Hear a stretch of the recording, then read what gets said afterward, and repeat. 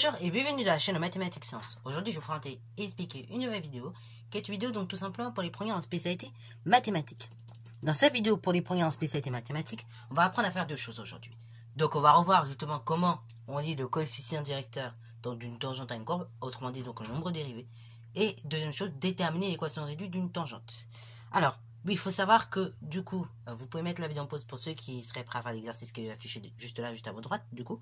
Si vous n'êtes pas prêt, du coup, je vais expliquer un petit peu les choses de façon très rapide. Surtout donc, correction. Donc, avant de faire la correction, je vais expliquer deux, trois petites choses assez rapides. Donc, il faut savoir que quand, justement, on a une tangente, on va avoir à faire deux choses. Le coefficient directeur de la tangente, c'est tout simplement f' de a, ok? F' de a, c'est tout simplement le coefficient directeur de la tangente, ok? Donc, à la courbe représentative de la fonction f, par exemple, donc ACF, au point d'abscisse, donc le nombre indiqué dans la parenthèse. Donc, au point d'abscisse, tout simplement A.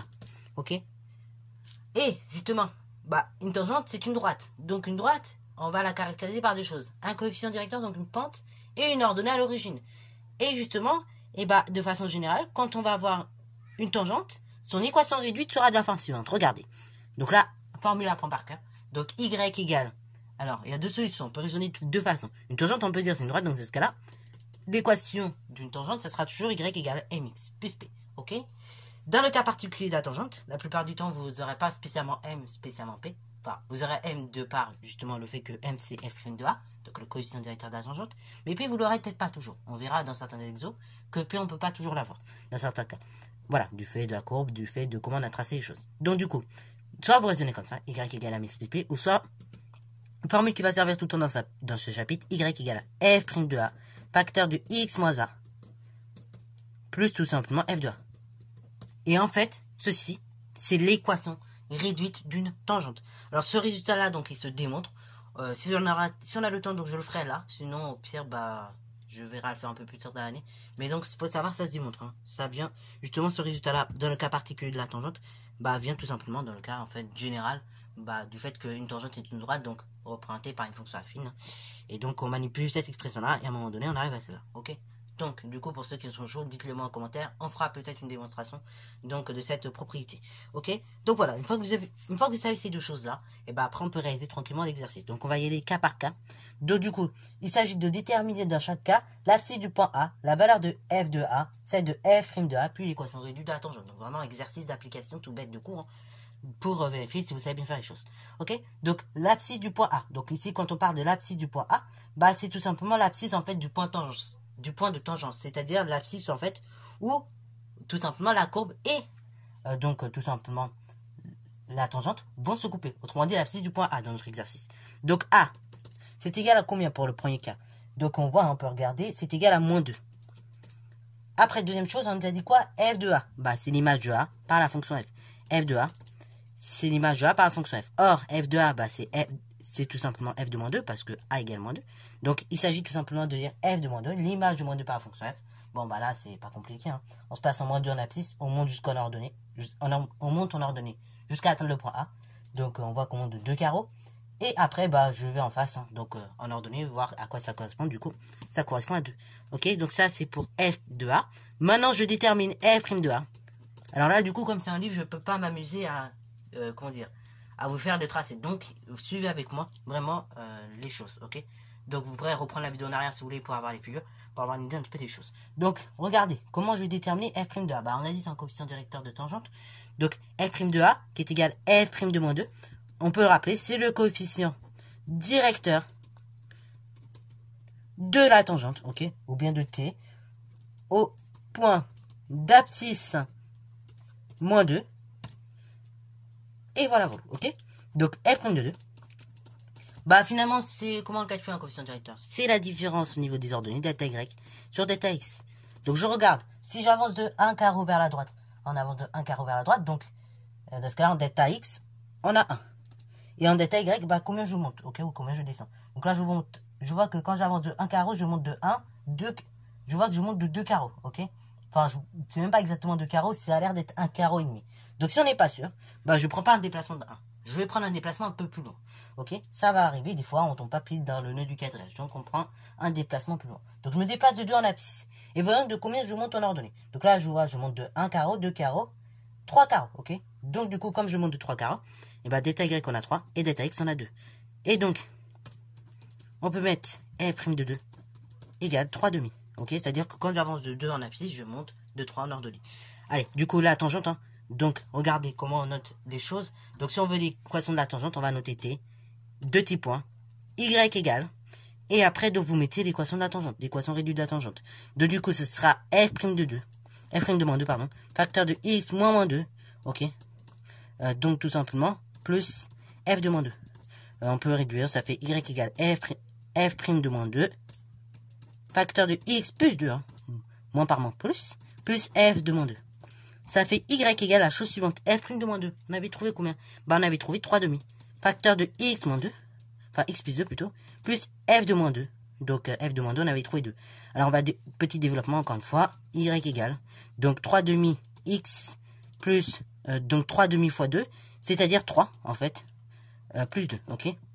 Donc là, pareil, pourquoi on a trouvé 3? Parce que 3 demi fois 2, et bah, vous multipliez par 2, vous divisez par 2, ça fait tout simplement 1, ok? Et 3 fois 1, 3. Allez, on réduit un petit peu, y égale 3 demi x plus 5, ok? Fin de ce premier cas. Maintenant, on va étudier le deuxième cas un petit peu plus rapidement quand même. Donc, deuxième cas, toujours la même chose, hein. On détermine l'abscisse du point A finalement. Donc, l'abscisse du point A ici pour le deuxième cas, on voit que c'est 1. Maintenant, deuxième chose, on détermine f de A. Comme A vaut 1, donc c'est f de 1 que je détermine. Et donc, l'image de 1 par la fonction, je regarde, hein. Donc là, je vois que je monte de 1, 2, 3, 4, 5 carreaux, jusqu'à arriver donc en ordonnée, enfin jusqu'à arriver au point A depuis 1. Donc ça fait que f de 1 égale 5. Maintenant, pareil, je détermine f' de A. Comme A est égal à 1, donc je détermine f' de 1. Ok? F' de A, on rappelle, est le coefficient directeur de la tangente, ok, voilà, vous à la courbe représentative de la fonction f, ou ACF, comme vous voulez, au point d'abscisse. Donc au point d'abscisse A, c'est-à-dire au point d'abscisse 1. Ok? Ainsi donc f' de A, qui est égal à f' de 1 directement, on va mettre, est égal donc au déplacement vertical sur le déplacement horizontal. Donc on regarde combien ça vaut ici. Donc là, donc là on va faire le calcul, mais vous allez très vite vous rendre compte de quelque chose, hein. Donc déplacement horizontal, je vois que, enfin déplacement vertical, je vois que je ne monte pas dans tous les cas, je reste à 0 en fait, il n'y a pas de déplacement vertical, on monte pas, ou on ne descend pas d'ailleurs. Et déplacement horizontal, donc par exemple je peux aller de 1 à 2, donc je vois que j'obtiens 0 sur 1, ce qui est à dire 0. Ok, bah voilà. Donc, pourquoi en fait? Bah tout simplement, regardez, la tangente est parallèle à l'axe des abscisses. Et quand on a une droite qui est parallèle à l'axe des abscisses, je ne sais pas si vous vous souvenez, mais ça veut dire que le coefficient directeur de la droite est égal à 0. Donc on pouvait faire le calcul de cette manière-là. Ou sinon, donc autre méthode, ou sinon, les deux sont possibles en fait. Soit vous faites comme ça, ou soit vous faites la seconde méthode. Ou sinon, donc, on dit quoi? On dit que tout simplement T est donc horizontal, oui. Et horizontal. Donc, parallèle à l'axe des abscisses. Et donc, on en déduit très rapidement que f' donc de 1 égale 0. Ok, bravo. Alors, du coup, maintenant, l'équation réduite de la tangente. Là, ça va très vite, hein. Y égale, du coup, la chose suivante. Ok, voilà, vous. Alors, soit on utilise le graphique, ou soit on utilise la fameuse formule. Alors là, ici, donc, le mieux, c'est d'utiliser même la formule, tout simplement, parce que le coefficient directeur égale 0. Donc, y égale mx plus p. Comme m vaut 0, dans ce cas-là, y, donc on va mettre, or, m qui est égal f' de 1 égale 0. Donc, on a y égale tout simplement la chose suivante, égale p. Comme p égale donc l'ordonnée à l'origine, c'est-à-dire 5, alors, donc y égale tout simplement 5. Ok? D'où la chose suivante, d'où la tangente t qui a pour équation y égale 5. Voilà. Ok? Donc ça, c'est pour la seconde tangente. Donc on va faire de même avec la troisième tangente. Ok, voilà, voilà. Donc la troisième tangente, donc on va étudier encore un petit peu. Donc troisième tangente, donc d'abord on détermine l'abscisse du point A. Donc là, l'abscisse du point A, on voit que ça nous vaut 1. On détermine f de A, qui est f de 1, parce que A vaut 1. F de 1, donc c'est tout simplement l'image de 1 par la fonction. Donc on regarde, hein, ça fait 1, 2, ça fait 3 ici dans notre cas. On détermine f' de A, comme A vaut donc 1, comme je l'ai dit. Donc f' de 1, c'est le coefficient directeur de la tangente qu'on note t à la courbe représentative de la fonction f, cf, au point d'abscisse, donc A, c'est-à-dire au point d'abscisse 1. Ok, jusque-là, on est d'accord. Donc, ça veut dire que f' de 1, c'est un déplacement, c'est le quotient du déplacement horizontal par le déplacement, donc, enfin, c'est le quotient du déplacement vertical par le déplacement horizontal. Ok, donc f' de 1 égale donc la chose suivante, déplacement vertical, delta y sur déplacement horizontal, delta x. On regarde donc le déplacement horizontal que l'on va faire. Donc là, pour le coup, on va partir de... Là, pour le coup, pour se faciliter la vie, sur droite, on peut se déplacer un peu n'importe comment. On peut partir de 0, partir de 1. Là, ici, le mieux, c'est partir de 0, si on va stratégier dans notre vie. Donc, on part de 0. On voit combien il faut de carreaux, donc en ordonnée et en abscisse, donc, pour arriver à la valeur de 1. Donc là, je sais qu'en abscisse, de toute manière, il me faut un carreau. Ok, il faut que j'avance de 1 carreau. Maintenant, donc, pour partir de 0 jusqu'à... Pour aller de 0 jusqu'à 1, donc en abscisse, et ben en ordonnée, il me faut quoi? Si je suis la droite. Et ben je vois qu'en ordonnée, du coup, il me faut 1, 2, 3 carreaux. Il me faut 3 carreaux en ordonnée. Donc ça veut dire que du coup, le déplacement vertical, c'est 3. Sur le déplacement horizontal, 1. Donc du coup, 3 sur 1, ça fait 3. Ok. F' de 1 égale 3. Ok. Et donc l'équation réduite de la tangente, y égale la chose suivante. F' de 1, facteur de x moins 1, plus f de 1. Alors là, pareil, on peut raisonner pareil que tout à l'heure. Hein. Y égale mx plus p. En posant m, donc, enfin, même pas en posant en fait. En sachant que m, c'est le coefficient directeur de la tangente. Donc, c'est égal à f' de 1, ce qui est égal à 3. Donc, on détermine graphiquement, justement, après l'ordonnée à l'origine, qui vous allez voir est égal à 0. Et après, donc, on trouve tout simplement la même équation qu'on va voir là, juste là. Bon, on peut faire comme ça, ou bien ne pas se casser la tête, on apprend la formule par cœur et donc je l'applique. Y égale f' de 1 facteur de x moins 1 plus f de 1. Ok, donc f' de 1, j'ai dit c'était 3 facteur de x moins 1 plus f de 1. Donc f de 1, 3. Allez, on développe un petit peu. Y égale la chose suivante. 3x moins 3 plus 3. Y égale 3x. Donc c'est exactement la même équation de tangente que vous trouvez normalement si vous faites la méthode y égale mx plus p. Ok, donc voilà vous. Alors dernier cas, maintenant on va traiter le cas numéro 4. Donc, dernier cas, comme je l'ai dit. Donc, on va traiter le cas numéro 4. Donc là, pareil, on a à lire l'abscisse du point A, f' de A, f de A, et etc., etc. Donc, A, l'abscisse du point A. Donc, ici, c'est moins 1. Après, f de A, c'est donc f de moins 1, puisque A égale moins 1, encore une fois, on l'a dit. Et donc, ici, l'image de moins 1 par la fonction, du coup, je vois très rapidement que c'est 2. Ok. Maintenant, donc, je détermine f' de A, qui est encore une fois f' de moins 1, qui est encore une fois toujours le coefficient directeur de la tangente que je note t, à la courbe représentative de la fonction f que je note cf. Au point d'abscisse, hein, j'oublie pas préciser le point d'abscisse, hein, donc le point d'abscisse moins 1. Ok, une fois que je suis dans ces choses-là, et ben maintenant je peux raisonner. Ok, vous savez que f' de moins 1, c'est un coefficient directeur de tangente, donc c'est delta y sur delta x, c'est le déplacement vertical par le déplacement horizontal.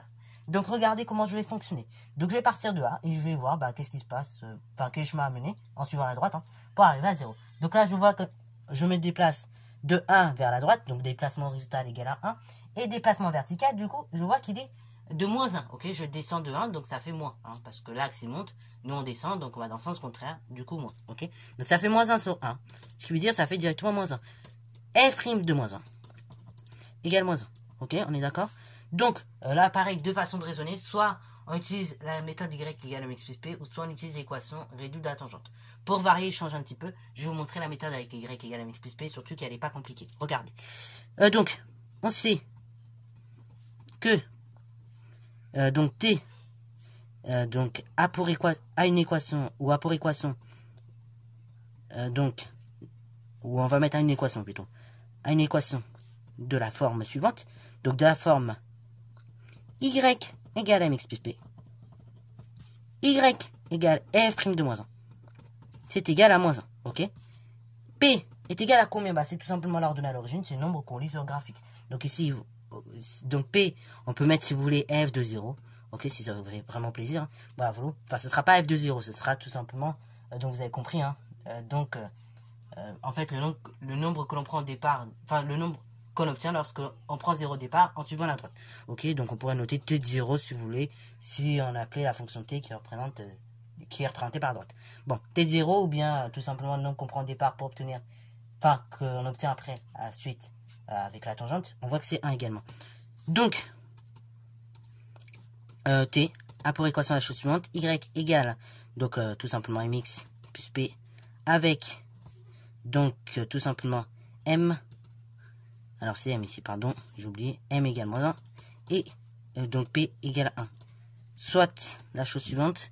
T qui apporte équation réduite. Y égale, donc on a dit moins x directement plus 1. Ok, hein. Moins 1 fois x, donc moins par plus ça fait moins. Et donc 1 fois x, bah, c'est x. Et après, bah, plus 1 directement. Ok, bravo. Donc sur ce, c'est la fin de cette vidéo. Donc vidéo très intéressante, vous avez vu, on a pu revoir les fonctions affines en même temps. Donc j'espère qu'elle t'a plu. Si c'est le cas, n'hésite d'ailleurs pas à la liker, commenter. Et donc rentraînez-vous sur ce genre d'exercice. On va encore en refaire 2-3 ici. Enfin, on va encore en faire au minimum 1 pour vous entraîner. Mais rentraînez-vous là-dessus. C'est très important, ok. Sur ce, c'est la fin de cette vidéo. J'espère qu'elle t'a plu. Si c'est le cas, n'hésite d'ailleurs pas à la liker, commenter. Et bon, on reste en mathématiques et en sciences.